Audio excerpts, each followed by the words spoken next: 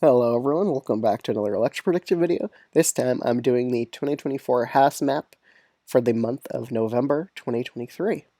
So I kind of did a bit of change in my mind here. So from now on for House maps, and let me know if you disagree with this change, but I'm not going to do tilt ratings in the House because I just think it overcomplicates things. I think it's just kind of simpler just to make it as a lean rating because for me a tilt rating is under 1%. For House races, I mean, is that truly important to gauge an election? I think the tilt rating is more useful for, of course, Senate races, but for House races, I just think it's a bit of a needless overcomplication. So let me know what you think of that change, and if a lot of people just want me to go back to tilt ratings, I will. But for now, I'm just probably going to do lean ratings because I just think it makes things much simpler. But other than that, if you aren't subscribed to the channel already, I would highly recommend doing so. I'm trying to hit 1,000 subs before the end of 2023. I think that's definitely possible. But yeah, let's just get right into this video. So I'm going to start off with redistricting states first. And obviously, North Carolina is going to be turning into a Republican gerrymander. Pretty much going to turn the 14th into safe Republican, the 6th into safe Republican, the 13th into safe. And the first, it's going to be a narrow Democratic lean here, just highly dependent on black turnout. But I think Don Davis will be able to win re-election here. So the next state, Ohio, they pretty much just chose to keep the same map. But the first district, again, it's a very Democratic one. So, again, it's probably going to be a likely blue hole because it's a Democratic incumbent as well. Marcy Kaptur, I'm pretty sure J.R. Majewski is running again, and he's just a horrendous candidate. So I think Marcy Kaptur probably easily wins re-election here. And even if she runs against a normal Republican, I still think she probably wins because she is a 21-term Democratic incumbent. That's not something to be taken lightly. The 13th district will obviously be the most competitive one, but I do think Amelia Sykes will be able to win here, even though it's a narrow Biden one, and Biden's not doing amazing in Ohio currently. I still think that incumbency advantage will help her out and give her a victory there. So in Wisconsin, this state's also very likely to get redistricted. I think once the Democrats do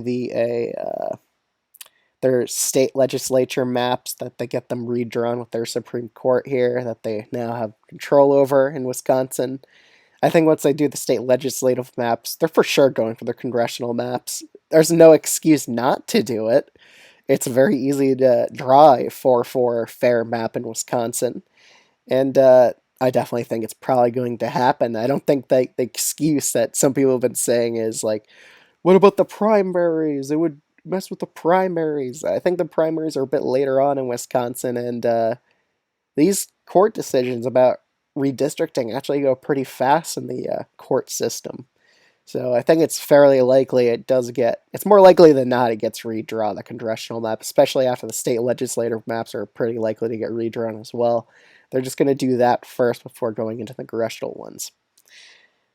But nonetheless, let's get right into it. So the 8th district, it's going to be made into a lean Republican district, but Mike Gallagher, a very strong candidate, will be able to win here by a likely margin. The 3rd district, it's going to be turned into a lean Democratic one, probably like a Biden +4 district, while the 1st will probably be made into maybe even a safe blue district, or a likely blue one. Even though Brian Steele, he is a good candidate, it's just going to become such a Democratic district because of they're going to be splitting Milwaukee here, which is a very Democratic city in Wisconsin. So again, it's pretty likely it's going to be made into a likely blue district. Maybe you could get it down to lane blue if it's not super safe, but I think they're going to probably at least make it like a Biden +11 district. So it's probably going to be made into a likely blue one, just realistically here. Okay.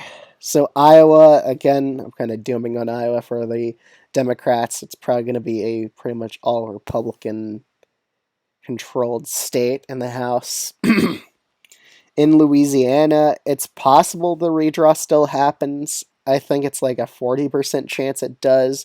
But for now, just because of the likelihood of a redraw, I'm going to put this as a lean Republican district for now. But at the moment that redraw is done, it's probably going to shift to a likely Democratic district. Oh yeah, Alabama turned into a likely blue seat here. In Georgia, it also has the possibility of a redraw, but it's a bit more unlikely. So I'm just me putting this as a lean Republican district for now. I think a redraw in Georgia is like a 40% chance, kind of similar to Louisiana. But for now, I'm going to be hesitant and put this as a lean Republican district, just like it did with Louisiana. Okay, so in Texas, they really only have three competitive seats, which are all in southern Texas. But Vincent Gonzalez, he easily won the House seat last time when seating the Republican incumbent. He'll probably win here by even bigger margin because of higher Democratic turnout in the state of Texas. The 15th, I see this as a lean Republican district. It's a pretty narrowly won Republican district overall. The 28th, Henry Cuellar. Again, he's a very strong incumbent. Even with all the scandals, he was still able to win here quite easily. But for now, I'm putting it as a likely blue district, just being a bit cautious here.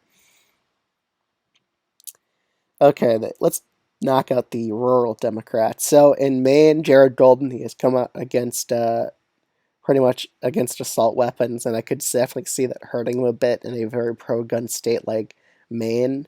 But again, he's a very popular incumbent. I really don't think that affects him that much. And honestly, the national mood on assault weapons is kind of shifting against them. But in Maine, second, it's very rural district. So instead of it being likely Democratic, I'm putting it down to a lean Democratic district. With Alaska, with Mary Patola, again, I think she's pretty much a lock here. I think it's going to be a likely blue district. I think she's a very popular incumbent. I think she'll win here. In Washington's third, I'm pretty sure Joe Kent is running again. And as we've seen before, Mary Perez, she pretty much beat Joe Kent because of how bad of a nominee he was. And even though it's like a R+4 district, I don't think that Trump's coattails would be enough to bring him over here. I think Marie Perez has a real crossover appeal like Mary Patola and Jared Golden, Blue Dog Democrats. I think she probably wins here by a lean blue margin. So Oregon has a few competitive districts, but again, the fourth and the sixth are just safe Democratic districts realistically. So Biden's not going to lose Oregon, or he's not going to be as competitive as Oregon's governor race here. So I have both these seats going as safe blue seats for now. The fifth district is where the real battle will begin, but it's only a D+9 district. So it'll be competitive, but I just think the Rimmer's probably going to lose here, just based off the just down ballot effects. So let's go to California. Let's get a zoom in here. Wrong area. I always mess it up. No, let's get it bigger. Yeah. These three districts here. So, of course, I agree with both these ratings in the likely districts. But Ken Calver, he'll be in for a very competitive race, but I still think he wins here just because it's still a narrowly leaning Republican district. But there's a lot of Democratic trends here, but he's a long time incumbent, I'm pretty sure. Yeah. Yeah, I think he'll win here. Michelle Steele, I also think she'll win. This is actually a Republican trending district, so she's quite lucky in that regard. Katie Porter, she's running for Senate and probably will win the Senate seat, I believe. But the 47th, I think it'll be a bit more competitive, so I'll put it as a lean blue margin. The third district, Kevin Kiley, it'll be a bit more competitive than likely. It'll definitely go to lean. John Duterte, he's probably screwed just because of the fact that it was a very low turnout election in 2022 in these two districts down here, the 13th and 22.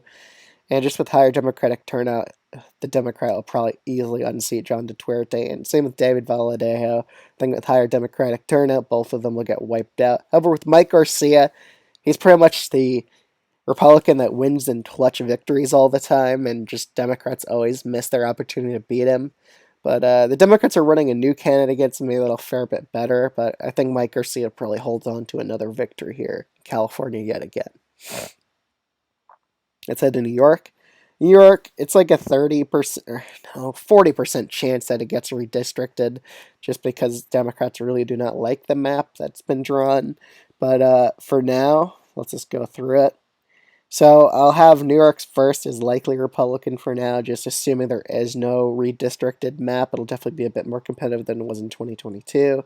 Anthony D'Esposito and George Santos. George Santos is not winning the primary, and I'm pretty sure the old Democratic incumbents are running back for this seat, so I really think it's a likely blue flip, and I just think Santos tainted the Republicans' name in New York's third.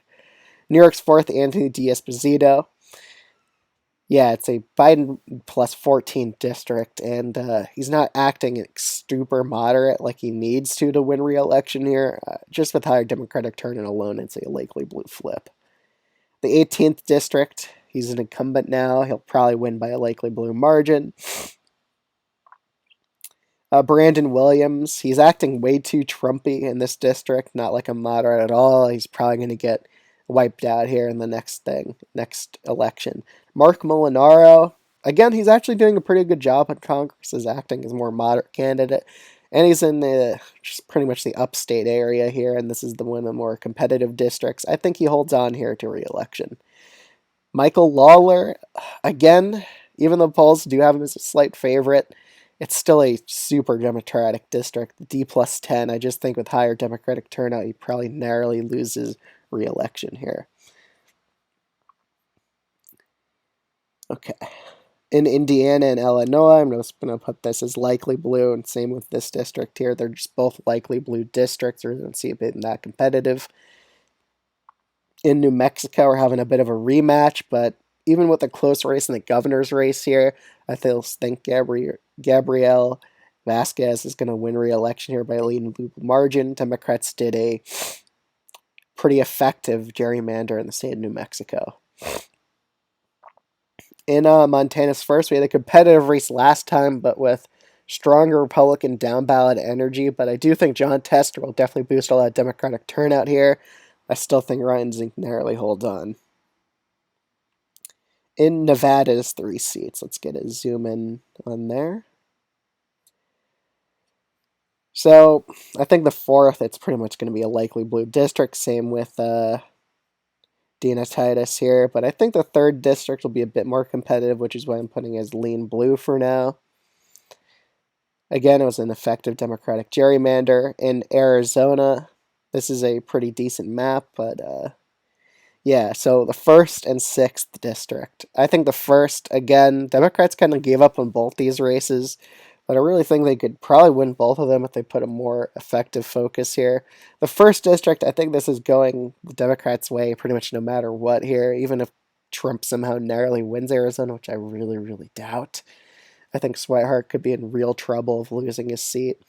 But 6th district, again, it's a Democratic trending district, which is pretty bad for Juan Cisco-Maney, which is why I have him narrowly losing here. Okay, Colorado, we're almost done with the West. So the 8th district to have this is a lean blue district, and Lauren Boebert, a libertarian's running in this district now, which is really, really bad considering she barely won last time, and it's a very Democratic trending state. Even though it's a likely Trump district, I think this is going to keep shifting in favor of the Democrats just based on the trends in that district. Nebraska 2nd with Don Bacon. Again, he's in real trouble at losing here. It'll be probably one of the most competitive races. He's facing a rematch from last time, and he really almost lost last time, which was shocking. So I have this as a narrow D flip. The Minnesota's district's obviously likely blue. Let's head to Michigan. So John James, he's a pretty strong candidate. I think he wins re-election here. Dan Kildee, I think it'll be a bit more competitive than likely now. I'm putting as a lean blue race. And Alyssa Slotkin's old seat, I just think Republicans are doing pretty bad in Michigan overall with the Senate and House races. I think it's still a narrow Democratic hold. The Republicans want the House majority. They need to win the 7th district. So we have Virginia, Pennsylvania, and New Jersey left. And that Connecticut district up here, I think it's going to be... Oh, messed up one of the races. There we go. I think this will be a likely blue district. Higher Democratic turnout will definitely make it a more solid hold. In New Jersey with Tom Keene, again, his family has a legacy in New Jersey, and I do think he'll be a decently popular incumbent to win re-election in a narrow Biden district. I think he could pull it off. Let's head down to Virginia. So the 2nd district, the Jen Kiggans, I do think she's done a good job at not being too partisan in Congress, and it's a narrow Biden district. I think she'll narrowly win re-election here. Jennifer Wexton's not running for re-election due to health issues, sadly. I really do feel bad for her about that. But I have this as a likely blue district because it's an open race. The 7th district, it's also a open race. Abigail Spanberger, I'm pretty sure, is not running for re-election to my knowledge. So I'm putting this as a lean blue race. All right, so the last few races are all in Pennsylvania, and let's just get right into that. So the 10th district with Scott Perry, I think it'll definitely go down to a lean Republican margin. It's only a Trump lean district after all. The 17th, Chris Deluzzo, I think he's a pretty popular incumbent. I think he wins here by a likely blue margin, regardless of what happens in Pennsylvania. But these two seats, the 7th and 8th district, it's dependent on who wins Pennsylvania. Trump wins, both these flip Republican. If Biden wins, both these stay Democratic. And so far, I have Biden winning Pennsylvania by a tilt blue margin. So I have both these House races is going lean blue. So in total, the map is 224 Democrats to 211 Republicans. Honestly, a lot is dependent on the presidential race for this map. You could see a narrow Trump victory and a narrow Democratic House majority, much more narrow than this map.